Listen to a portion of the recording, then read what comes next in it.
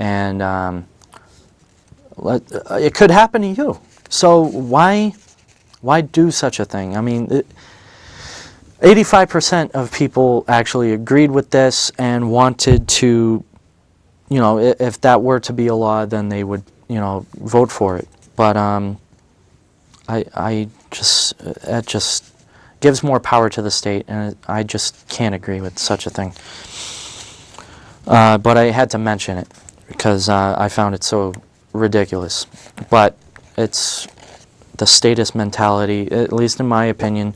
The other side of the coin is that if people are going to do wrong, make another penalty to them, but they're already jailed. Why? You know, if people are serving like 35 years or something, why would they have to pay rent to serve those years? Are you? Ugh. All right, sorry. I had to get mad about something, and I definitely got mad about it. One last thing I found to be awesome. I'm gonna, you know, I skip around a lot, but apparently I've been going back and, you know, just bulleting everything tonight, which is good. But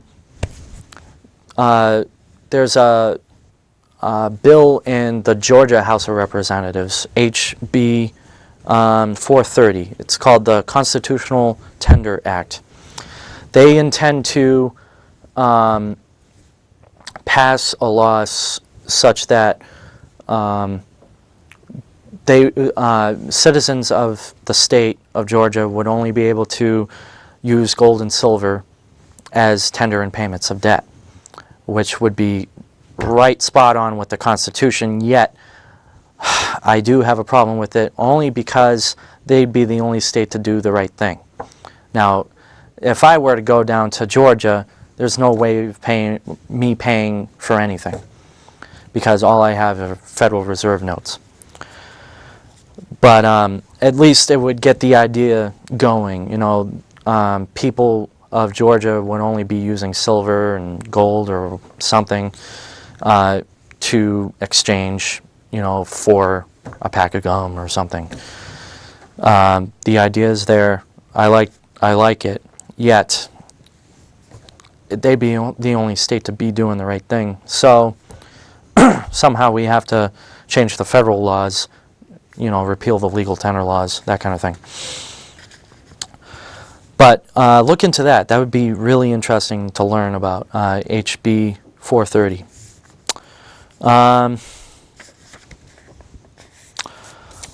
a lighter note, I hope you got to see a couple movies over the week, you know, over the past couple weeks, you know, because it's been holiday. You know, I saw Avatar. Now, wow. The graphics were like, wow. Oh, man.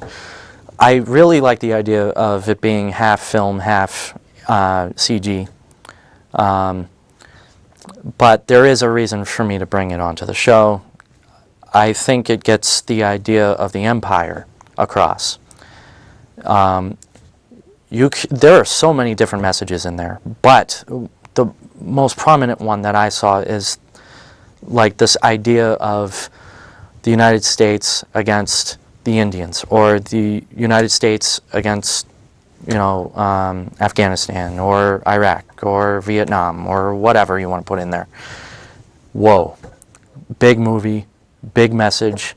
And it's a long film. I thought it was perfect. You know, I didn't fall asleep. Let's put it that way. Whoa. The idea of Avatar is that there's this guy in the Marine Corps who was injured previously, and he's handicapped. So and he's on an alien world, and in order to interact with them, well, he puts on a suit in a way, basically. And in this way, he's able to overcome his feet, or his feet. He's able to overcome this handicap of his, and he's able to run for the first time in years, type of thing. And, you know, walk and that kind of thing. And he's also able to meet new species, able to get a new mindset on life, And but there's a lot to it. You really got to see it. And the graphics in itself are just whoa.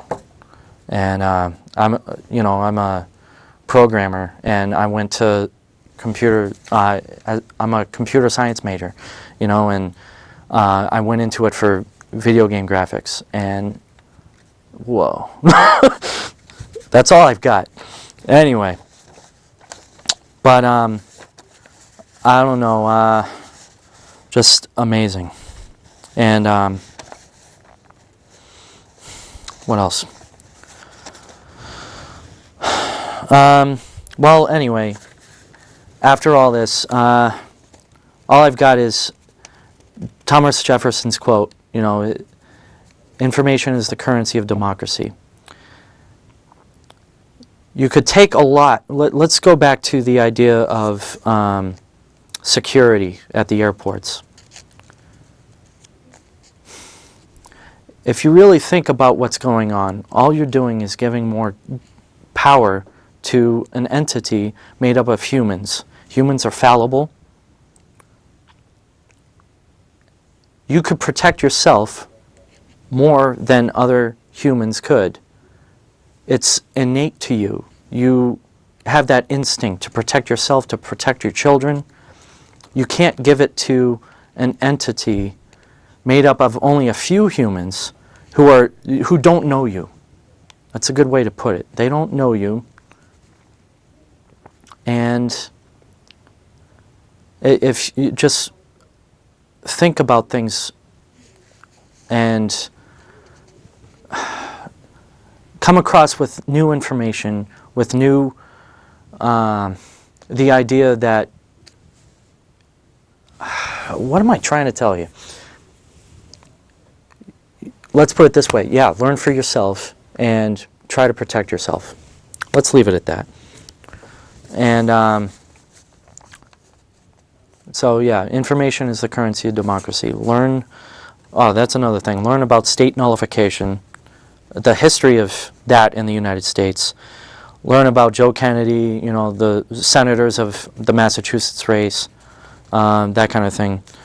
I really don't like Martha Coakley, only because she's actually the only Democrat for the Patriot Act.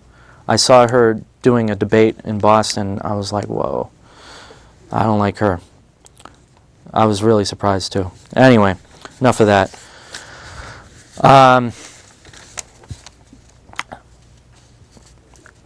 So yeah, just read about things, read your Constitution, and everybody here at the Currency of Democracy, thanks for the people, gives thanks to you viewers, and I've been getting a lot more, responses over the past few weeks, which is great. So keep it coming, and I hope to see you soon. Thanks for watching.